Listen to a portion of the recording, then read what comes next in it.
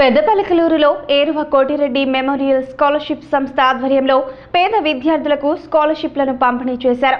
Trainee collector G Ravalipriya, సంస్థ వ్యవస్థాపకులు Eruva Sairam, YKR ZP high school విద్యాభివృద్ధి సంఘం అధ్యక్షులు ఏరువ జగదీశ్వరి స్కాలర్షిప్లను అందజేశారు. ఆడపిల్లలను ఉన్నత చదువులు అభ్యసించే విధంగా తల్లిదండ్రులు ప్రోత్సహించాలని ట్రైనీ కలెక్టర్ జి రవళిప్రియ కోరారు.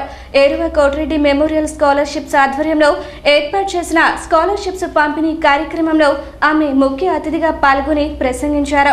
ఆడపిల్లలు ఉన్నత విద్యావంతులుగా ఎదగడం ద్వారా సమాజం త్వరితగతిన అభివృద్ధి చెందుతుందన్నారు. 834 స్టూడెంట్స్ కి ఇప్పుడు స్కాలర్షిప్స్ ఇస్తున్నారు. ఆల్ ది 834 స్టూడెంట్స్ కి నా వెరీ బిగ్ కంగ్రాచులేషన్స్. ఇలాంటి ఆపర్చునిటీ అందరికీ రాదు. మీ క్లాస్లోనే మీకు చాలా మంది తెలిసి ఉంటారు ఈ ఆపర్చునిటీ మిస్ అయిన వాళ్ళు. సో ఈ ఆపర్చునిటీ వచ్చినందుకు మీరు ఇది ఒక బాధ్యతలాగా ఫీల్ అవ్వాలి. మీ చదువుల్ని అన్నిటికన్నా ముందు పెట్టాలి. ఈ బాధ్యతను మీరు ఫుల్ఫిల్ చేయాలి. అయితే ఎప్పుడు చదువేనా ఆటలు వద్దా అంటే అది తప్పు.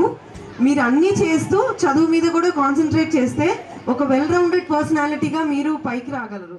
ఏరువ కోటిరెడ్డి మెమోరియల్ స్కాలర్షిప్స్ సంస్థ వ్యవస్థాపకులు ఏరువ సాయిరాం మాట్లాడుతూ తాను ఉపకార వేతనం పొంది విద్యను అభ్యసించానని, అందువలనే పేద విద్యార్థులకు స్కాలర్షిప్స్ అందించే కార్యక్రమాన్ని చేపట్టానన్నారు. ఈ ఏడాది 27,50,000 రూపాయలు అందజేస్తున్నామన్నారు. నాకు స్నేహితుడు, ఆత్మీయుడు, సోదరుడు వాణి లాంటి మనిషి చాలా ఉంటారు, కానీ చాలా కొద్ది మంది ఉంటారు. అంత మంచితనం, వాని మంచితనం ఎంతదంటే వానికి ప్రాణం పోతున్నా కూడా ఒక సహాయం అడగ. మేమంతా కూడా 8 కిలోమీటర్లు పోవటం, 8 రావటం నడిచి గ్రాడ్యుయేషన్ వరకు హిందూ కాలేజ్, హై స్కూలు, కాలేజీలో కూడా చదువుకున్నాం. ఇక నేను హైదరాబాద్ పోయిన తర్వాత వాడు ఎంత గొప్పవాడు అంటే వాడు వేరే ఏదో పని చేసుకుంటా కూడా నేను ఈవినింగ్ కాలేజ్ చదివాను.